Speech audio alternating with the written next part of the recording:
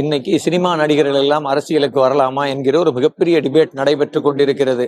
ஒரு தச்சாசாரி அரசியலுக்கு வரலாம், ஒரு எழுத்தாளர் அரசியலுக்கு வரலாம், ஒரு சமையல்காரர் அரசியலுக்கு வரலாம் என்பது போல் இந்த சமூகத்தில் யாவரும் அரசியலுக்கு வரலாம். அரசியல் என்பது ஒரு திறந்த இடம். யார் வேண்டுமானாலும் இங்கே வந்து அரசியல் செய்யலாம். இது திறந்து கிடக்கக்கூடிய ஒரு இடம், ஒரு வெளிப்படையான ஒரு இடம். எல்லோருக்கும் அது சமமாக வாய்ப்பளிக்கக்கூடிய ஒரு இடம். அரசியலுக்கு வருவதற்கு ஒருத்தர் PhD செய்திருக்க வேண்டிய அவசியம் இல்லை.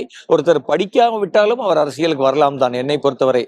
ஆனால் ஒரு அரசியலுக்கு வருவதற்கு நமக்கு மிகவும் அடிப்படையாக வரலாறு தெரிந்திருக்க வேண்டும். இந்த சமூகத்தின் வரலாறு தெரிந்திருக்க வேண்டும். இந்த சமூகத்தின் வரலாற்றை நீங்கள் தெரிந்து கொண்டால்தான் நீங்கள் அரசியலுக்கு வர முடியும். அப்ப அரசியல் என்பது இங்கே இருக்கக்கூடிய எல்லா துறைகளையும் விட அதிக பொறுப்புமிக்க ஒரு துறை, அதிக அறிதல் தேவைப்படுகிற ஒரு துறை, அதிக பொறுப்பும் அதிக அக்கறையும் தேவைப்படுகிற ஒரு துறை. அப்ப நாம் இன்றைக்கு அரசியலுக்கு வர வேண்டும் என்றால் நாம் இவ்வளவு விஷயங்களை தெரிந்து கொண்டு வர வேண்டும். அப்ப இன்னைக்கு நம்ம பார்க்கிறோம், நிறைய அரைவேக்காடுகள், தற்கூரிகள் அரசியல் இருக்காங்க.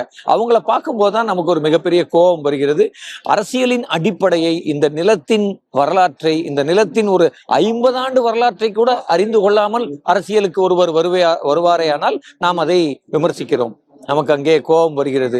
இந்த நிலத்தின் வரலாற்றை அறிந்து கொண்டு, இந்த நிலத்தின் சமூக வரலாற்றை அறிந்து கொண்டு ஒருவர் அரசியலுக்கு வரும் பட்சத்தில் தான் அவர் எதற்காக நிற்க வேண்டும், அவர் யாருக்காக பாடுபட வேண்டும், இந்த நிலத்திற்கு அடுத்து என்ன தேவை, இந்த நிலத்தின் வருங்காலம் எதை பற்றியது. அல்லது தமிழ்நாட்டின் அரசியலுக்கு ஒருத்தர் வருகிறார் என்றால், இன்றைக்கு தமிழ்நாடு என்பது இந்தியாவின் எத்தகைய மாநிலம், அல்லது தரவரிசை பட்டியலில் தமிழ்நாடு எங்கே இருக்கிறது இந்தியாவின் மற்ற மாநிலங்களை ஒப்பிடும்போது என்கிற ஒரு அடிப்படை அறிவோடு ஒருவர் அரசியலுக்குள் வரும்போதுதான் அவருக்கு இந்த அரசியலின் திசை தெரியும்.